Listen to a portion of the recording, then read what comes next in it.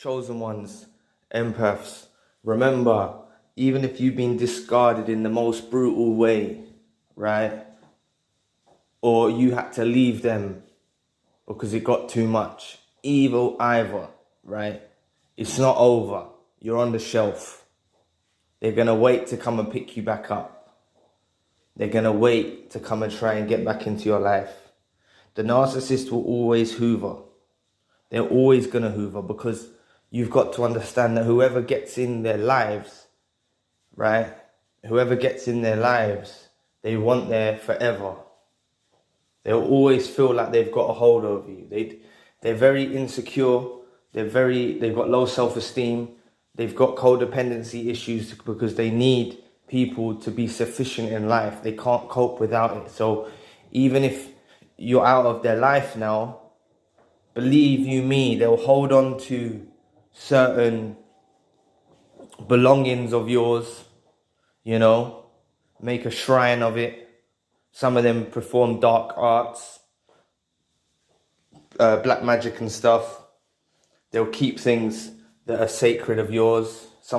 They always take something that's sentimental or value to you, They'll hold on to it. Even if they can't hold on to something sentimental, they'll hold on to anything, whether it's clothes.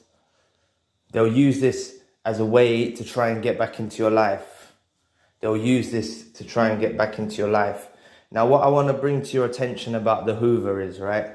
The Hoover is not, hello, I'm so sorry for everything I've done. I want you back in my life. That can be possible. That can be a Hoover. But a lot of the times they do things, and this is why they always Hoover. They will do things to check your temperament.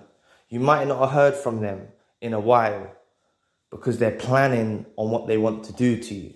They're planning on what they want to do. Some of them stalk. They'll be stalking your social media for certain when it's quiet, when you haven't heard from them. They'll be stalking, seeing what you're doing. They'll be seeing your whereabouts. They will be looking. That's what you've got to embrace.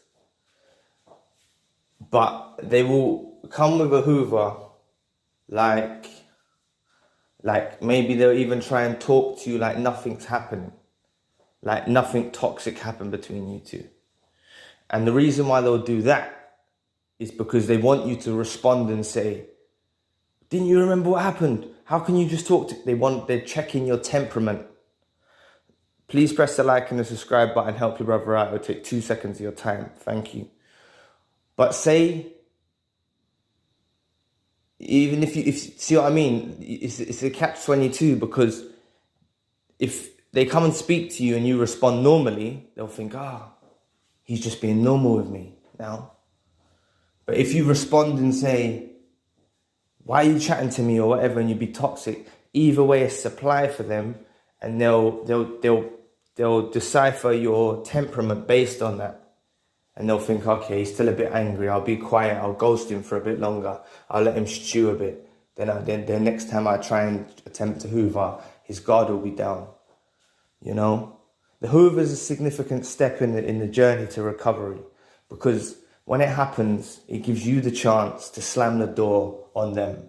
It gives you the chance to lay down the law and say no. So that's why I'll say that any slight Hoovers, it can be anything, It can be, I just went to the store. You might be dropping your kids back or something, and they'll say, I bought you this thing for you. That's a Hoover. That's checking your temperament. We shouldn't accept gifts from people that are toxic. We shouldn't accept anything from these narcissists. We shouldn't accept anything at all from them, right? And that's even in an exchange of words.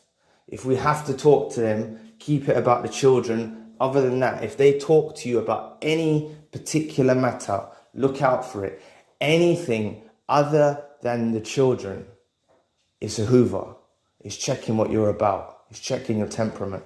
Remember what I say. A Hoover is checking your temperament. It's not necessarily that they want to come back into your life right away. They're checking your temperament to see if they're able to get back into your life further down the line. But my Hoover come after 4 years. 4 years it come after.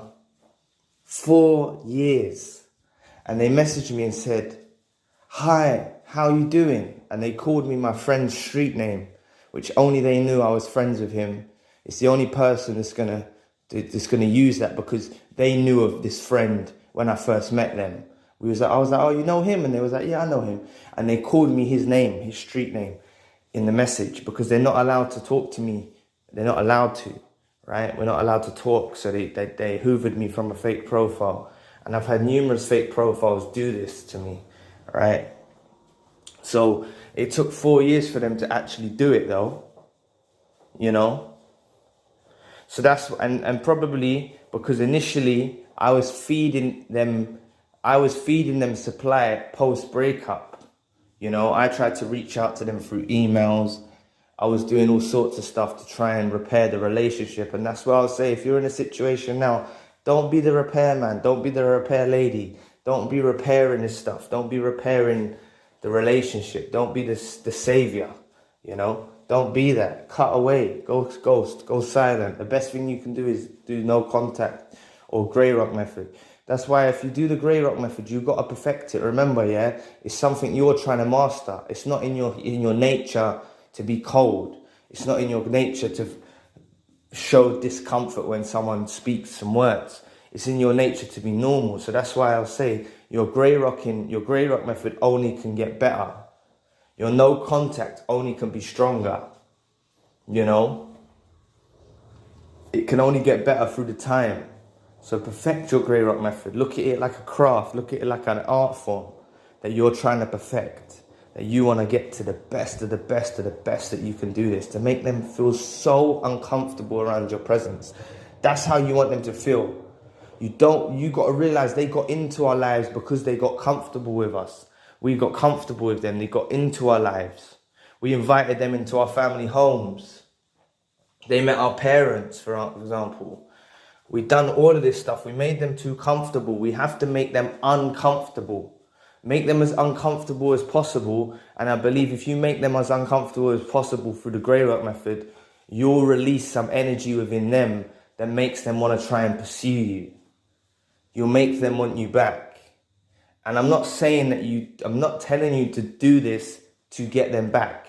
I'm trying to say that if you make them so uncomfortable where they feel like they can't be in your presence, it will make them open up, and you'll possibly see a Hoover. You'll possibly see something coming from them. Like they might say something like, they'll try and get into a regular discussion with you like, why are you being so cold to me? Why are you know what I mean? And when they're doing this, they're waiting for your response to say, oh, I'm not being cold with you. Or you tell them, I'm being cold with you because you're dirt, you're scum. Do you know what I mean? Every time I'm around you, you make me miserable. When I'm away from you, I feel happy. Like, you need to make them feel like you dislike them to so much extent. Yeah, not hate. Hate will possess your own inner self. But you dislike them. You're not comfortable around them. You don't like them. That's how you want to make it. You want to make them feel so uncomfortable around your presence. And that will invoke them to actually try and reach out to you in a certain way. Let me have a sip of my coffee, please.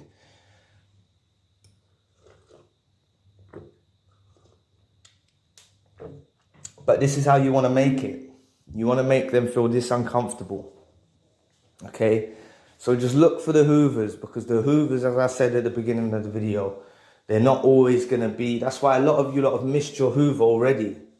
I'm not saying it's not going to happen again, but you've missed Hoovers. You took it as a normal situation. They were Hoovers that they done. They were Hoovers. Okay, on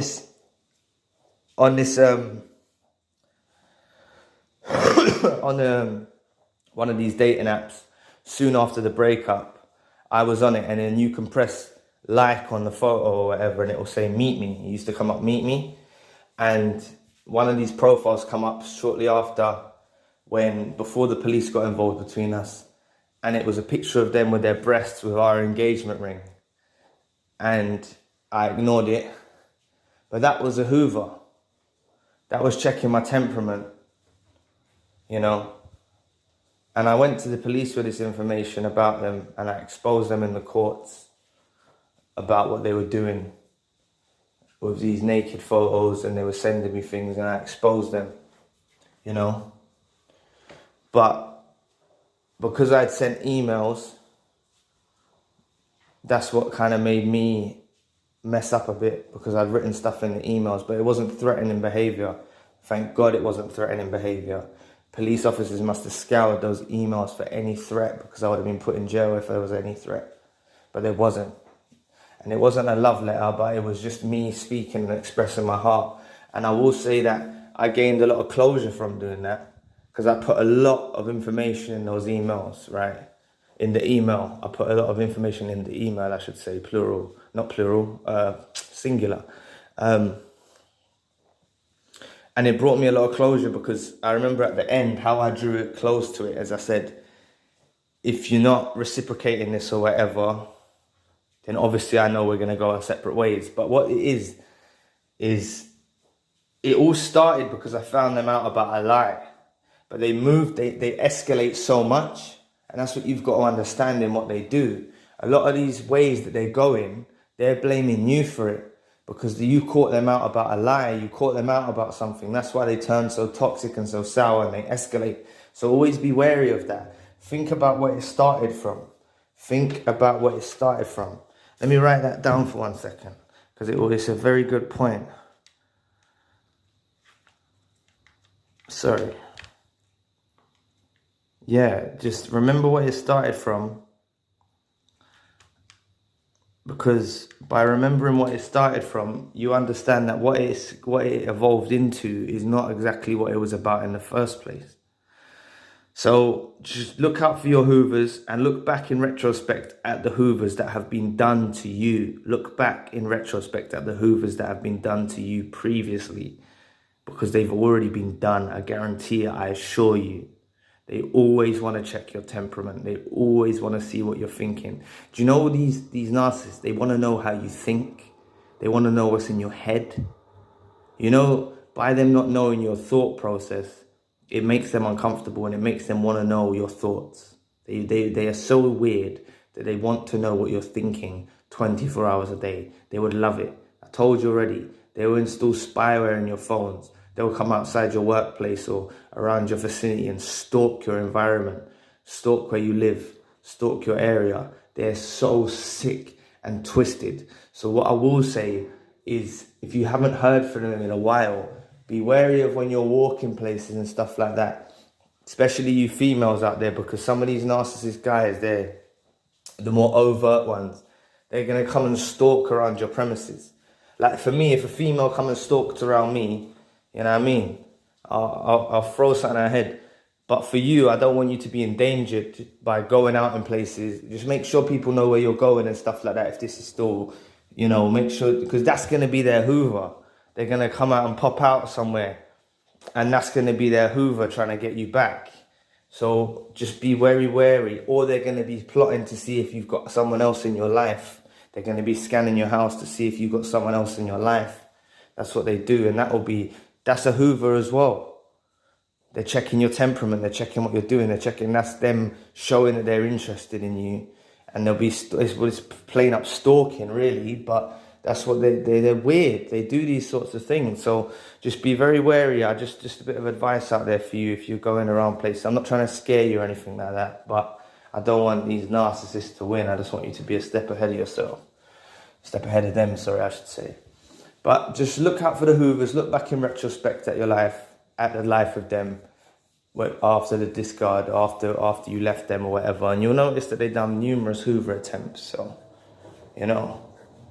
But once you reject that Hoover attempt, it gives you a real strength about you. So just watch out for the gift giving, things like that, you know.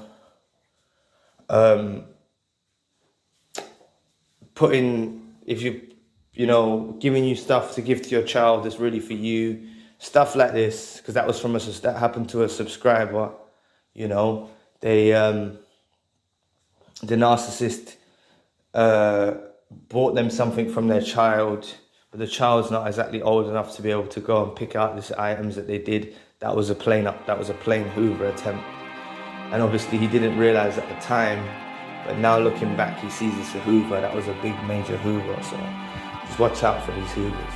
But anyway, please press the like and subscribe button. Help your brother out. And if you want a one-to-one session, you can find the details in the description box.